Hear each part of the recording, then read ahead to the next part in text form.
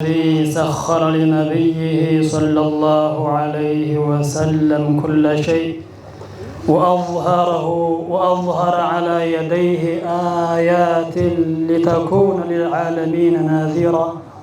نحمده حق الحمد ونشكره أن لا إله إلا الله وأن محمدا عبده ورسوله صلى الله عليه وسلم وعلى آله وصحبه أجمعين ومن تبعهم بإحسان إلى يوم الدين.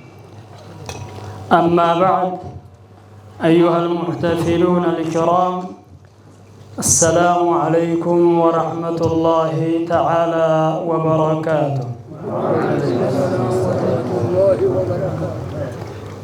አልሐምዱሊላህ መጀመሪያ ለዚህ ለታላቅ ነቢይ ልደት በተመለከተ ይህንን መታደም የወፈቀን ጌታ ሊላሂ አልሐምድ ምስጋና ይገባው። አልሐምዱሊላህ ነቢዩና ሙሐመድ ዓለይሂ ሰላቱ ወሰላም ረሕመቱን ሊልኸላኢቅ ጡራ የነቢይ ሙሐመድ ረሕመትነት ለሁሉም ነው። ለሰው ልጅ ሳይሆን ወይንም ለአጋንንት ብቻ ሳይሆን ሐታ ለጀማዳት وقد اشتاق إليه صلى الله عليه وسلم الجمادات فضلا عن العقلاء عقل ያለውን ተው عقل ያላቸው ጀማዳቶች ወደ ነብያችን ሰለላሁ ዐለይሂ ወሰለም የፍቅር በሽታ ይዟቸው ሲስማማኑ ነበር። ተዛው የተወሰኑትን እንበል። كان النبي صلى الله عليه وسلم يخطب على المنبر على جذع ነብያችን ኹጥባ በሚያደርጉበት ሰዓት ፊት ሚንበር 3 እርከን ሳይሰራላቸው የተምር ደረቅ እንጨት ገደፍ እያሉ ዘላይ የቆሙ ነበር የሚخطቡት ምክር የሚሰጡት። ሚንበኒ ነጃር ከሚባሉ ጎሳዎች ሴትዮ ልጇን ጠይቃ መድረክ አሰርታ ታቀረበላቸው በኋላ ወደዛ ወደ አዲሱ ሚንበር ወጥተው ኹጥባቸውን ጀመሩ። ሲወጡ እዛ መስጊዱ በሱሐባው ታምቆ ባለበት ሰዓት حن الجزع وبكى حتى سمعه كل من في المسجد مسجد ያለው ማህበረሰብ ሁሉ ሰሚሰማው ድረስ ያ እንጨት ደረቅ እኮ ነው፣ እርጥብ እንኳን የለም። አለቀሰና ህፃን እንደሚያለቅሰው ድምጡን አሰማ። ይሄ ሩህ የሆነ ነብይ አላስቻላቸውም። ወረዱና ፈህተበነ አቀፍ አደረጉት። ከዛም በኋላ ምን ይሻላል አሉት። ፈኸየረ ያዝ ሲያወርዱት ፍላጎት ረሱል ነበሩና ያሰቡ ተሳካለት፣ ዝም አለ። ከዛም በኋላ ምን ይሻላል ብሎ ለኛ ትምህርት የሚሆን ነገር ዛሬ ጉድ እንሰማለን ማለት ነው። እኛ ማንን ዑቀላዎች አቅላለን ብለን የምናስብ አቅጣጫ የሳትን ሰዎች ምንድን እየመረጥን ያለ ነው? ይሄ ተጀማዳትን ደረቅ የሆነ እንጨት ነብዩ ሰለላሁ ዐለይሂ ወሰለም ሲያስመርጡት ምን እንደመረጠ ተርኪዝ እናደርጋለን ማለት ነው። ከዛም በኋላ ሲያስመርጡት ያዛፍ ያጉቶ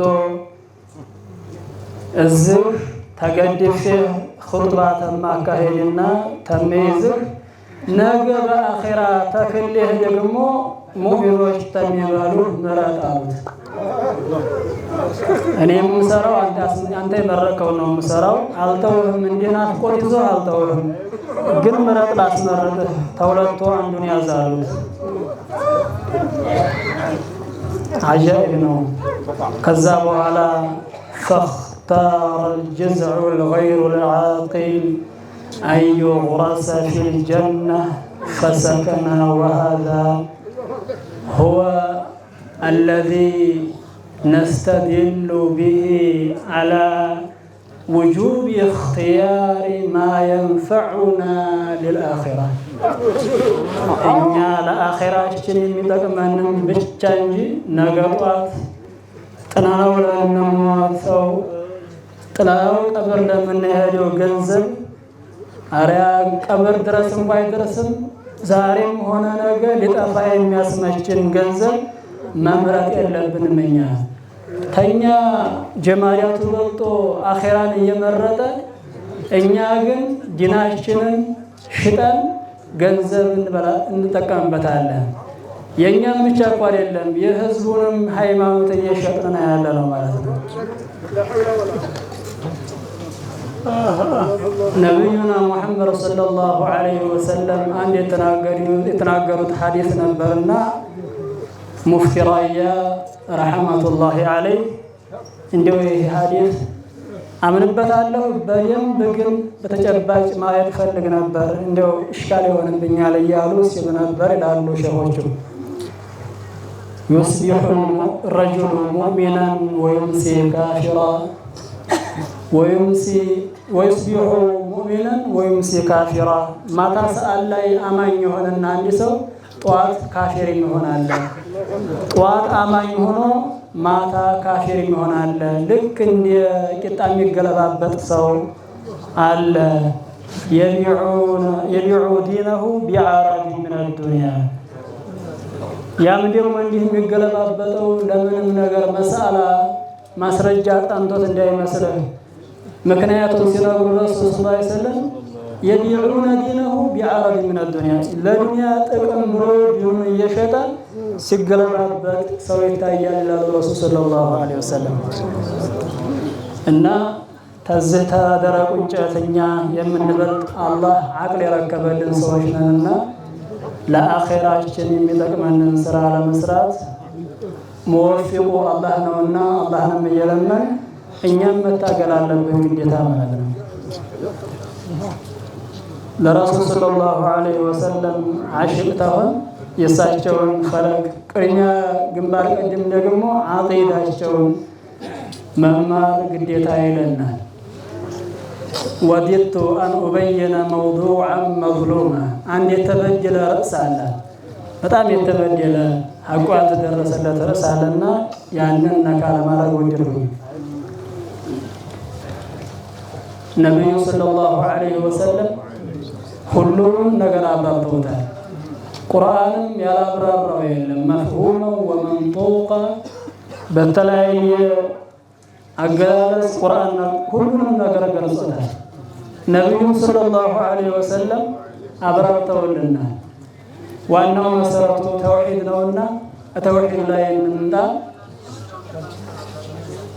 አንዳንድ ሰዎች ዛሬ እንደምንሰማው እንደምናየው ስለ አላህና ስለ ነብያቶች ዙሪያ እንደዚሁም ስለ አማኞች ምን እንደሚባል ተሰማላችሁ ስለ አላህ ዙሪያ ስንመለከት ወሆ ተጅሲም አላህን አካል ነው በአካል ነው አላህ እግር አለው ሁለት እጆች ሁለት እግሮች አሉት አካላዊ የሆነ እኮ ነው የሚለው አካላዊ የሆኑ ብልቶች አላህ አሉት ብለው የሚጠቅሱ ሰዎችን እንሰማለን ዑለማዎች ይሄን ሲያብራርተው ነው ያለፉት ወይስ ሳያብራሩ ነው ያለፉት ዑለማዎችን ተውና ቁርአን ሐዲሱ አብራርቶልናል ጌታችን አላህ Subhanahu Wa Ta'ala በእነዚህ የሰው መገለጫ በሆኑት እንደማይገለጽ ነግሮናል አላህ Subhanahu Wa Ta'ala በቀላሉ ሁላችንም በየሶላታችን የምንቀራት አንድ የቁርአን ምዕራፍ አለች በመጨረሻው ላይ ወለም يكن له كفوا احد على الله ስለ ጌታ ተጠይቀው ነበርና ነብዩ ሰለላሁ ዐለይሂ ወሰለም ይሄ አንተ ጌታ አካላዊ የሆነ ተወርቅ የተሰራ ወይስ ተብር ወይስ ተመሪያብ ተቆርቆሮ ተብረታ ብረት የተሰራ ነው አንተ ጌታ ወይስ ምንድነው ብለው ነብዩን ጠይቀዋቸው ነበር ዐለይሂ ሰላቱ ወሰለም ለይህ ለጥያቄ መልስ ተወለ الله سبحانه وتعالى ራሱ አላህ መልሱን ሰጠላቸው። ቢቀውሊህ ቁል ሁወ አላሁ አሐድ አላሁ ሰመድ ለም የሊድ ወለም ዩለድ ወለም የኩን ለሁ ኩፉወን አሐድ። አላህ ማለት ያጠየቃችሁት አሐድ የሆነ ጌታ ነው። ማለትም ቢመዕና አነሁ ላ ሸሪከ ለህ ፊ ዛቲሂ ወሲፋቲሂ ወአፍዓሊህ በዛት በሲፈቱ ማንም አጋር የሌለ የሆነ ጌታ ነው ብሎ መጨረሻ ላይ ምንድነው ያለው? ወለም የኩን ለሁ ኩፉወን አሐድ ለሱ በትንሽ እንኳ የሚማሰለው የሚሻረከው ተመሳሳይ ምንም የሌለ የሆነ ጌታ ነው አላህ ብሎ ማለት ይላል። በትንሽ እንኳ ነገር ኩፉእ ነው ያለው።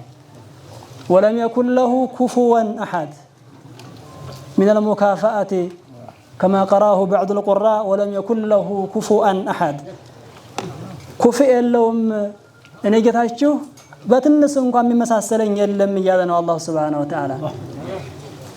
አላህ ባት አለው፣ ሁለት እጆች አሉት አካላዊ የሆኑ አላህ ሁለት አይኖች አሉ፣ ሁለት ጆሮች አሉት፣ ፊትም አለው ግን ጭንቅላት አለው ብለን አንልም ይላሉ። ሱብሃንአላህ። የቡቲክ ቤት ልብስ ሱቅ ላይ የሚሰቀሉ አሻንጉሊቶችን እንኳን የዘን ያክል አላከበሩትም አላህ ሱብሃነሁ ወተዓላ። አሻንጉሊቶች ታያቸው ከሆነ ታው በስተኋላቸው ጭንቅላታቸው ክፍት ነው አይደል? ፊት ብቻ ነው ያላቸው። ልክ እንደዛ አላህን እየቀረጹ ነው ያሉት ማለት ነው። ራስ አለው የሚል ግን ስላልተነገረን ጭንቅላት አለው አንልም እንጂ ሁሉም ነገር ከኛ ያለን ሁሉ አላህም አለው ግን የኛን አይመስልም እንጂ ይላል። ምን ማለት ነው?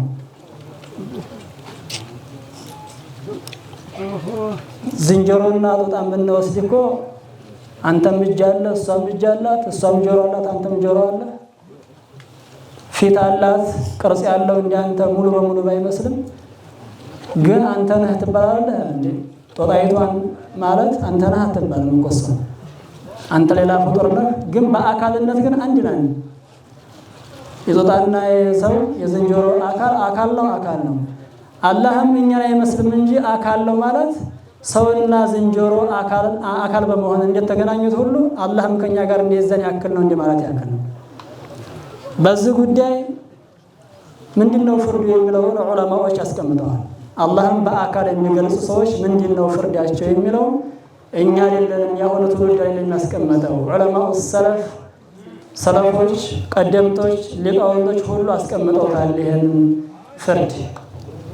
አንዳንድ ሰዎች لا نكفر أحدا من أهل القبلة الإمام أبو حنيفة والإمام الطحاوي وغيرهما للوجه إن ودي قبلة زور من سكر سوانا كفر لا إله إلا الله محمد رسول الله إيانا لمنا كفر ولا ابن سوجان أهون الله عنده نجابك أما كان الله في الكعبة نتأيق علم بلنا منا من تهون الشيخ الطحاوي هن النارت الإمام أبو حنيفة يهنم بالشابل الزم يالت لا نكفر أحدا من أهل القبلة بلو الزم يالت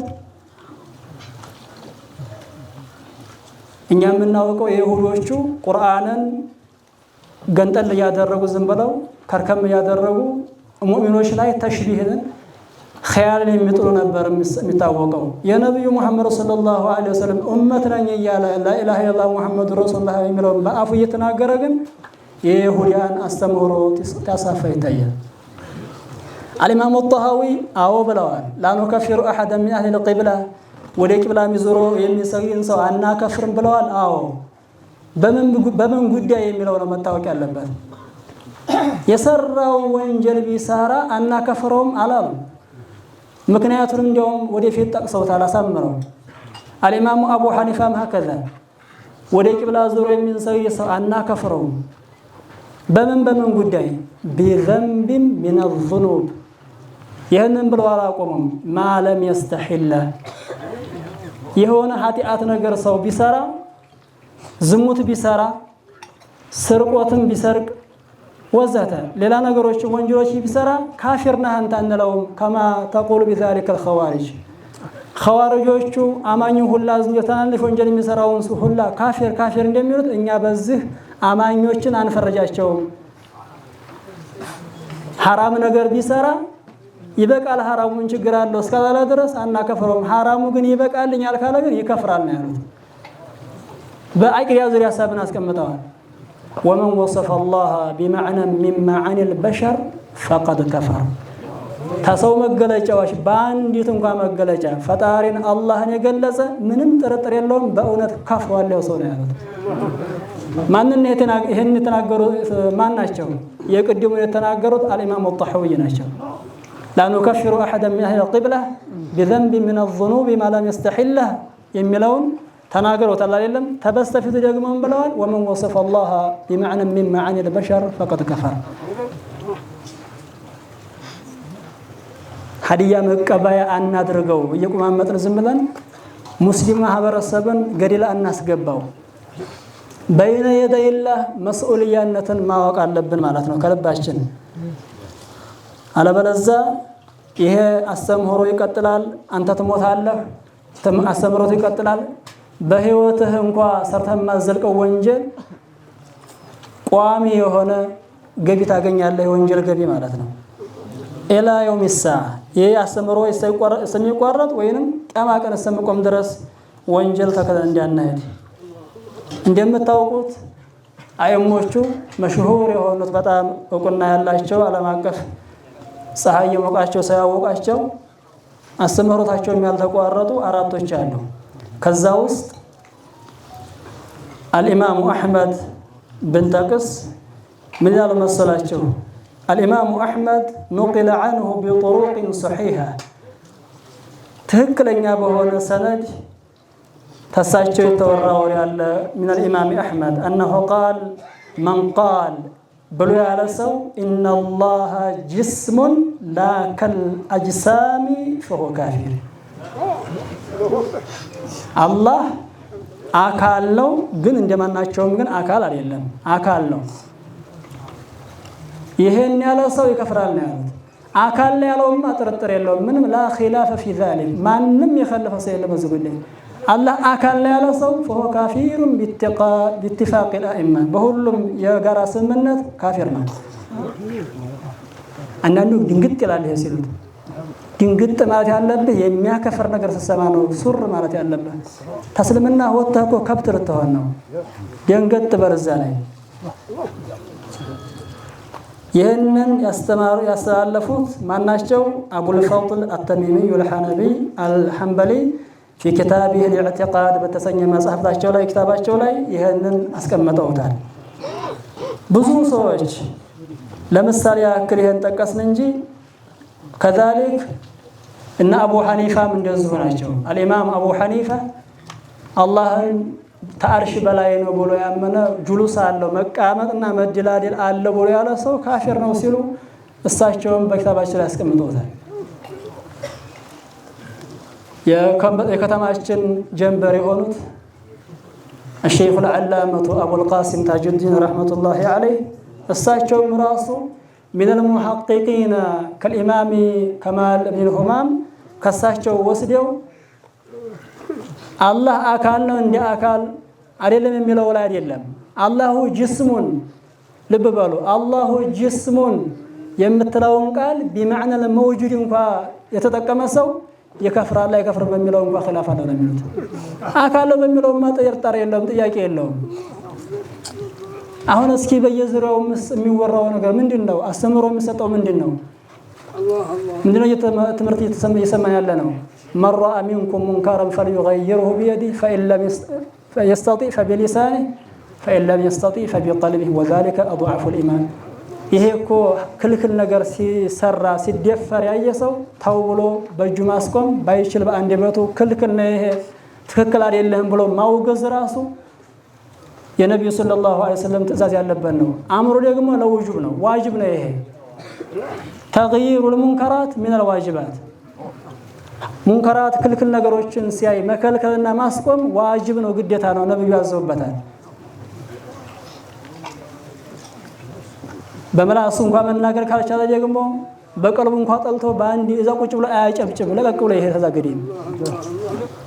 ስለዚህ እኛ አቂዳችንን መጠበቅ ይሄ መውሊዱ አለ አልহামዱሊላህ መውሊዱ ማስረጃ እንደማያስፈልገው ቀድር ነው። አላህ ከሸምስ الضحى ያضحى ጀምበር ቀድር ነው። ራሱ እንኳን ክልክል ነው አይደለም ክልክል ነው እንተውትና ለሱ እንኳን ይብሎ የተዘጋጀውን ስጋ መብላት የአሳማ ስጋ እንደ መብላት ያክል ነው ብሎ እንኳን ይፈረጀው አካል ዛሬ ፖለቲካ ለማትረፍ ሲል ትደግሱ ያላችሁ በዛ አትታለሉ። አንዳንድ ሰዎች በጣም ያሳዝናሉ። ማሻአላህ በቃ እነሱን ገጠሙን ምን ማለት ነው?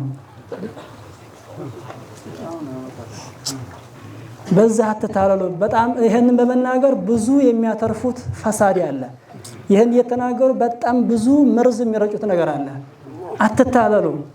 ያንን እስከዛሬ ሲናገር የነበረውን ኩፍርያት እስከዛሬ ሲናገር የነበረውን ወንጀል ስህተት ነው ብሎ እስካላለ ድረስ አሁንም እዛው ሰስ ውስጥ ነው ያለው። አሁን ዛሬ ሞት ይበቃል ቢልህ فكيف تقول انه قد اصاب ትክክል ነው በቃ ማሻአላህ ለምን ትለዋለህ? ስንት ኩፍርያት ሲናገር ከርሞ አላህ ከአርሽ በላይ ነው ሲል ከርሞ አላህ አርሽ ላይ ቁጭ ያለ ነው ሲል ከርሞ ይሄ የሚያሳየው በቃ ደካማ ጎንነት ነው የሚያሳየው። ለዲን الاسلام ደንታ ቢስ መሆን ነው የሚያሳየው።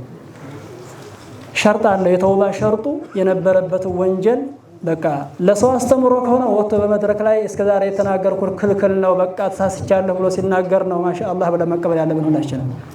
ወኢላ አዲባርገን መቀመጥ ብቻ ነው። አትታለሉ እየተዋለ ጀማዓ ልብ በሉ። ዝም ብላችኋና ጨብጭብ ነቃያን መቀመጥ አለብን ማለት ነው። እኛ ስለመውደድ ይበቃ ይሄ እኮ ሰመውደድ ያከበረ አላከበረ لا يدخله في الاسلام መውደድ ቢያከብር ባያከብር ወስልምና መግቢያ የለም። ይሄ ዋናው የእስልምናው መግቢያው አቂዳው ነው፣ ተውሂዱ ነው። ስለ አላህ ዙሪያ ያለው ነጥብ ነው። ስለ ነብያቶች ዙሪያ ያለው ነጥብ ነው። ነብዩ መሐመድ ካፊር ናቸው የተባለ የለም። ነብዩ መሐመድ ሰለምቴ ናቸው። እኛ ግን ከናትና ከአባት የወረስነው ብቻ ስንቀር ማን አንተ ከዚህ በላይ ኩፍሪያት ምን አለ? ስለዚህ ሁላችንም ልጆቻችንን የሚማሩበትን አካባቢና የሚማሩበትን ቦታ ማጥራት ወደ ጥሩ አስተምሮ እንዲሄዱ ማድረግ አቂዳችንን በደንብ አድርገን ማማር ይዝም ብለን እንደጮኸውን ሁላ አለመስማት ይሄ የሁላችንም የእያንዳንዳችን ግዴታችን ስለሆነ መንቃት ይኖርብናል። وبالله التوفيق جعلني الله وإياكم من الذين يستمعون القول ويتبعون أحسنه. السلام عليكم ورحمة الله تعالى وبركاته. العفو.